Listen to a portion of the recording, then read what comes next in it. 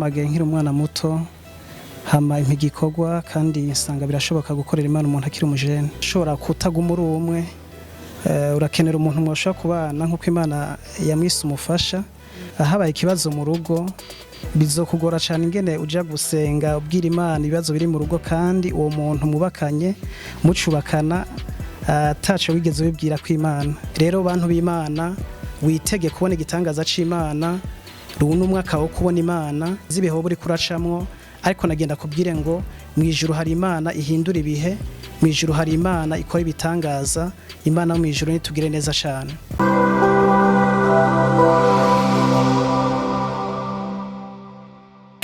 Hello, shalom, ndabaramukije nizera ko mumeze neza aho muherereye hose ntogira ndabaha ikaze mu kiganiro Sunday Church.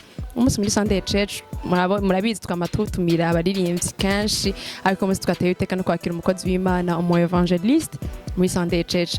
Muraza kumva byinshi muri aza kutubwira afise byinshi afise message ashaka kubwira abarundi n'abarundikazi n'abanyamahanga ko MUKOBWA TV irabwana n'isi yose.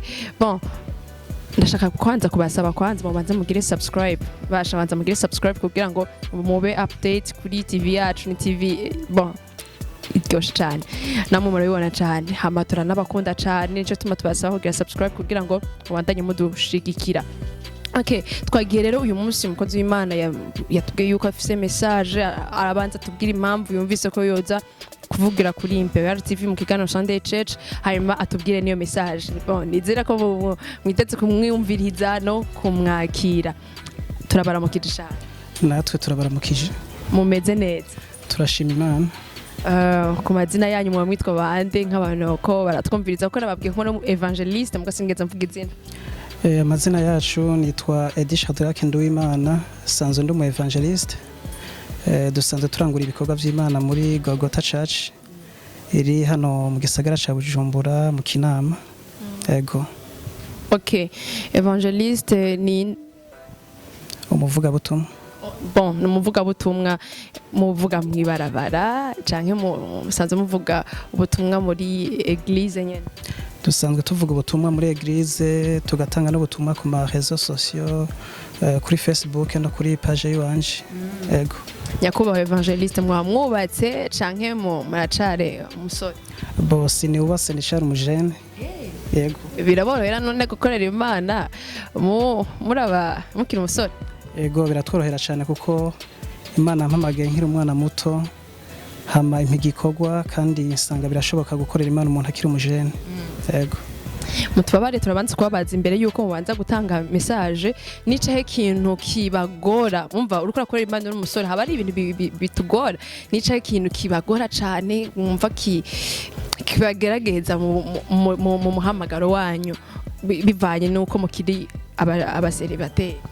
Mu bisanzwe mu muhamagaro wacu nta kitugora cyane uretse ko Imana yaturemye idushiramo bezo yo kumva uwo shora kutaguma uri umwe urakenera umuntu mwashaka kubana nkuko Imana yamwise umufasha gutyo ukabona yuko mu gihe uriko urakora Imana ufise umufasha hari ikintu bishaka gufasha muhamagaro wawe. Yego. Nyakubahwa evangelist burya turi mu ishengero hanyuma hakabaho ukorera Imana ukabura imbere hanyuma ukabukira umujene abigeme mugo rusengero baguma bati mbega ni jewe canke uravyumva na byifatamwe gute nta bigeme mu rusengero bama bankeka babiruka inyuma canke mwumva tujambo hariya ngo baba babifuza. Nta tujambo twumva mugabo gihe cyose duhagaze imbere y'ishengero ry'Imana turi presenta tukavuga yuko tukiri abasore hama kandi hari n'igihe umuntu acishemo tini hagira uwerekwa arazonshikira mbwire nta ngorane. Kubereka uwerekwa kweke mutovuga ati nihagira ubushima canke uwukunda. Dusanzwe tuzi yuko mu ngoro y'Imana ijambo ry'Imana avuga yuko abarongorwa na mpwemu y'Imana bose ari abana b'Imana rero kandi ko kubaka ni byiza yuko umuntu yubaka kubakana n'uwo Imana yamugeneye koko turazi neza yuko iyo wubakanye n'uwo Imana itakugeneye bitera ingorane nyinshi mugeze mu rugo kuko wambaye ikirato kitagukwiye kirakurya. Yego.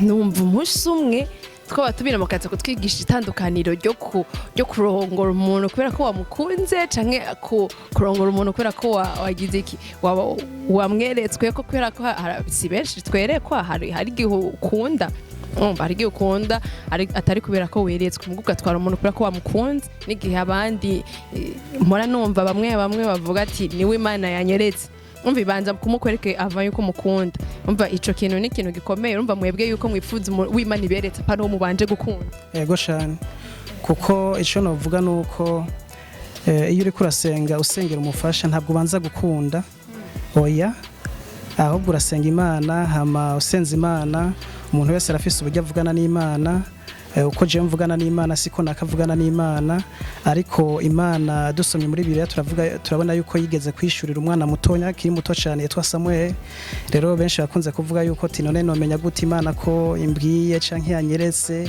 nzobimenya gute mu by'ukuri Imana ni nziza kandi iradukunda irafise uburyo ishobora kukwerekamwo canke ikakubwira ukumva koko ariko ari Imana avuganye nawe yego mugabo evangeliste mu bisanzwe même si naho tuba turi abakozi b'Imana dufise umubiri turafise umutima ukunda urumva mbega hamwe byoshika ntiweretswe n'Imana mugabo irashitse urakunze umuntu ariko si Imana yakweretse byogenda gute ku bwabo mu bisanzwe ukunze umuntu ataca Imana amukubwiye ko birashoboka ko mushobora kubakana ariko kenshi ingorane zikunda kuba nuko habaye ikibazo mu rugo bizokugora cyane ingene uja gusenga ubwira Imana ibibazo biri mu rugo kandi uwo muntu mubakanye mucubakana ataco wigeze wibwira ko Imana ni nkuko Imana ishobora guca itangara ugiye gusenga wibaza ati ndiko ndahura n'ingorane mu rugo umuntu nazanye ntitwumvikana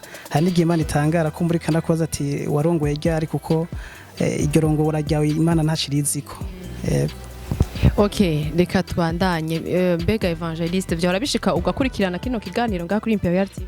Yego nasanzwe ndagikurikirana kuri réseaux sociaux. Yego kandi nabonye yuko gikundwa n'abantu benshi kandi ko mwakira abantu benshi yaba baririmbyi n'abavuga butumwa ndetse n'abantu bagomba kumenyekanisha ivyabo bakora. Yego. Okay, nari nifuza kumenya rero kwiri kimwumvise yuko iyo message Imana yabahaye mwoza kuyibwira abantu isi aho baherere isi yose muciye kuri Imperial TV cyangwa muri kino kiganiro byabajemo gute mwavyumvire kubera twumvise tugize umutwaro uko dutanga message Imana duhaye kandi ko ari ubutumwa bukwiye gushikira abantu bose bugashika kure na cyane ko ari ubutumwa turonse mu ntango z'umwaka iyo umwaka utanguye abantu baba bafise guhagarika umutima cyane na cyane ko mu mwaka uheze wa 2020 ari umwaka abantu babonyemwo ibibazo byinshi ni umwaka abantu baririmba biteze ibitangaza mugabo bacabona ibinyuranye n'ivyo bitangaza bari biteze rero kubw'ivyo nuno mwaka wa 2021 birashoboka yuko umuntu awutanguye kumva afise ubwoba no guhagarika umutima kandi akaba ari karabona ibintu bitandukanye n'ivyo yiteze gutyo rero nk'abantu twama imbere y'Imana Imana araduhaye message ubutumwa bw'ivyizigiro byo kuremesha imitima y'abantu kugira ngo bahumure bamenye yuko mijuru hari Imana. Bon, tutaraja kure cyangwa ndabicisha amajambo reka tumuhe umwanya duhe iyo message Imana ashize muri we yumva yobwira abantu abarundi n'abarundi kazi yumva yobwira abantu benshi yatubwiye yarevuze muri eglise aho asanzwe asengera muga yumva umenga hari abandi bantu bagikeneye kwimenya reka rero tumuhe umwanya duhe iyo message hanyuma mumwumvirize ayo mumwe wese nkeka yakire ivyo Imana ashatse kumubwira ya kazi umwami Yesu ahimbazwe ndabaramukije mwese mu izina ry'umucunguzi wacu Yesu Kristo ndi mwene so Edisha Tugake nduwimana sanzwe ndi umukozi w'Imana ndi umuvuga butumwa sindi gitangaza ariko ndutangaza ibitangaza Yesu yakoze acantuma kubitangaza mu vyo yantumye gutangaza harimo ijambo ry'ihumure kuremesha imitima bababaye muri iki gihe kidasanzwe abantu benshi bagenda barahura n'ibibazo n'amageragezwa ataramwe ibibazo byo kubura ababo ibibazo by'indwara zidakira ibibazo byo kubura akazi ibibazo byo guhebwa isangura umwana w'umwigeme urahebwe n'umuhungu yagukunda mwariko murategura ariko ukazumva aje kubwira yuko yabivuyemwo gutyo rero nagomba kuvuga yuko iyo bishitse uko tohagarika umutima kuko hari ibintu Imana ikuraho nk'imicafu kugira ngo ikuzanire original. Musavye Imana Yobu yaratunganiwe afise ibintu byinshi butunzi, ariko harageza aho ivyo byose bihera, mu nyuma Imana iramushumbusha imuzanira vyiza bisumba ivyo yahora afise. Rero muri uno mwanya fise ubutumwa bw'ivyizigiro, mbafitiye inkuru nziza ivuga yuko uno mwaka ari umwaka wo kubona Imana. Ni umwaka wo kubona Imana. Iyo Imana igomba kukwiyereka ibona yuko ufise inyota yo kuyibona, igucisha mu vyo tumuyibona, amageragezwa n'intambara n'ibibazo bitandukanye ukabicamwo, ariko hanyuma y'ivyo umaze kubivamwo ukavuga ati ndabonye Imana, Imana ikakwiyereka. Imana nidufashe cyane. Dusomye Yobu igice ca 42 umurongo wa 5 havuga ngo nari narumvishije ivyawe n'ugutwi, ariko noneho ijisho ryanje rakwiboneye. Yobu agitunganiwe mu butunzi bwiwe mu gihugu ci Uzi, yaramerewe neza, afise abana beza, afise amasho n'intama, ubutunzi budasanzwe, ariko hagera igihe ivyo vyose birarangira birahera, n'umugore wiwe aramuta. Ariko kandi Yobu ivyo vyose yamaze kurangira yagumye afise ivyizigiro ku Mana, yaguma yiteze ci Imana yomukorera. Gutyo rero ivyo vyose yamaze kurangira, Imana yo mwijuru imaze kumucisha mu ivyo bibazo vyose, hagera igihe Imana iramushumbusha ivyo yabuze vyose inshuro zibiri. Imana imaze kumushumbusha, aho niho Yobu yaca bumbura akanwa avuga ngo nari narumvishije ivyawe n'ugutwi, ariko noneho ijisho ryanje rakwiboneye. Nukuvuga ngo uyo mwaka ivyo vyabereyemwo Yobu umubera umwaka wo kuvuga Imana abonye. Yahora yumva Imana ingene yatabaye Abisirayeli, ingene abajabukije ikiyaga gitukura. Mu yandi majambo Yobu ntabwo yari bwabona Imana, ariko umunsi Imana imukora ibitangaza kamushumbusha ivyo yabuze vyose inshuro zibiri, niho aca bumbura akanwa avuga ati nari narumvishije ivyawe n'ugutwi, ariko noneho ijisho ryanje rirakwiboneye. Rero bantu b'Imana, witege kubona igitangaza c'Imana. Ubu n'umwaka wo kubona Imana, ubu n'umwaka wawe wo kuririmba igitangaza c'Imana, aho ushobora kuririmba ati Imana nayo narayumvishije amatwi, ariko noneho amaso yanje arayiboneye. Imana yo mwijuru nidufashe cyane. Rero ubu n'ubutumwa bw'ivyizigiro, ubu n'ubutumwa bwo gukomeza imitima y'abantu aho uri hose kwisi yose. Sinzi ibihe buri kuracamwo, ariko nagenda kubwire ngo mwijuru hari Imana ihindura ibihe, mwijuru hari Imana ikora ibitangaza. Imana yo mwijuru nitugire neza cyane. Imana agiriye neza batwitangiye imbere, bameshake Shadraka na Abdunego, abo baraterewe mu itanure ry'umuriro uhinda, ariko Imana yo mwijuru iriyerekana nk'Imana. Rero ico Imana ibitugomba ko gusa nuko tuyizera, kandi dushitse mu bibazo tukavyitwaramo neza, kuko nagenda kubwire ngo iyo ushikiwe n'ibibazo ukavyitwaramo neza, ukabihesherezamo Imana icubahiro, bigatuma Imana yubahwa n'abatahura bayubaha. Ico gihe Imana ntiyihangana, nawe uragukorera igitangaza, hama ugashima Imana, kuko Imana dusenga ni Imana mu bidashoboka. Hari ibintu ugerageje kwitegereza ubona umenga ntibishoboka ushize muri logique, mugabo ku Mana vyose birashoboka. Ni Imana mu bidashoboka. Rero Imana dusenga ni Imana ikogwako. Hari ibintu dushobora gukora bigatuma bikora ku mutima w'Imana. Bano basore batatu Shadraka, Meshaki na Abdunego baremangiye Imana, barabwira umwami iti ntiturinda kwishura ijambo na rimwe kuri ivyo uvuze. Imana dusavye ishobora kudukiza mw'iryo tanure ry'umuriro uhinda, ariko naho itodukiza ntitworoha dufukamira ico gishushanyo wahagaritse. Mu yandi majambo, naho Imana itodukiza vyoba bivuye ku bugombe bwayo, ariko nitwofukamira ico gishushanyo. No kuvuga ngo baremangira Imana no mu bibazo babihesherezamwe Imana icubahiro, maze mwijuru habarerta Imana irabaza ati ivyo nibiki bibaye. Ariko abamarayika barabwira Imana ati n'abasore batatu bemeye kukwemangira, bemeye gutabwa mu itanura ry'umuriro, bemeye guheba amagara yabo, maze Imana irungika umwami Yesu abitangira imbere muri uwo muriro, kugira ngo ntihagire n'agashatsi na kamwe kosha kuri bo, maze bava bahimbaza Imana. Bituma Babyloni yose iba evangelize, kubera ko imisoro itatu Shadraka, Meshaki na Abdunego bemeye kwemangira Imana, ibibazo babihesherezamwe Imana icubahiro, bituma Imana yubahwa n'abatahura bayubaha. Rero no kuvuga ngo iyo mu bibazo turimo tubihesherejemo Imana icubahiro, bigatuma yubahwa n'abatahura bayubaha, Imana yo mwijuru irakogwako, bigatuma nayo igira ici gukoreye. Imana yo mwijuru nitugire neza cyane. iyo umwana w'umwigeme ahenderejwe telefoni zimvye iPhone gugu miliyoni canke urenga ariko akanka kuyitura akavuga ati jewe kubera ko nakira gakiza k'Imana mpisemo kuguma ntuza aka telefone k'amatushe mugabo impesha Imana icubahiro ndeke kwihumanya ndeke gutukisha izina ry'Imana yanje ivyo biratuma Imana ikogwako bigatuma nabwo gukorera igitangaza Imana idufashe cyane iyo umwana w'umwigeme yase bamwemera akazi ati muga kugira tuguha aka kazi turinda kugusambanya ariko kubera ko yakira gakiza k'Imana akavuga ati jewe mu vy'ukuri bivanye n'agakiza nakiriye mpisemo kuguma ndi gishomeri mugabo noye gutukisha izina ry'Imana yanje muri ico gihe Imana irakogwako bigatuma Imana ikugira neza kuko Imana nitanga akazi kandi akazi keza akazi ushobora kurambiramo kakaba mutekanye mu mutima kuko akazi ushobora kuba mukamana guhagarika umutima kubera ko wagahawe n'abantu ariko iyo uri mu kintu wahawe n'Imana ntuhagarika umutima kuko ubuzi neza yuko ari Imana yakiguhaye Imana tugire neza cyane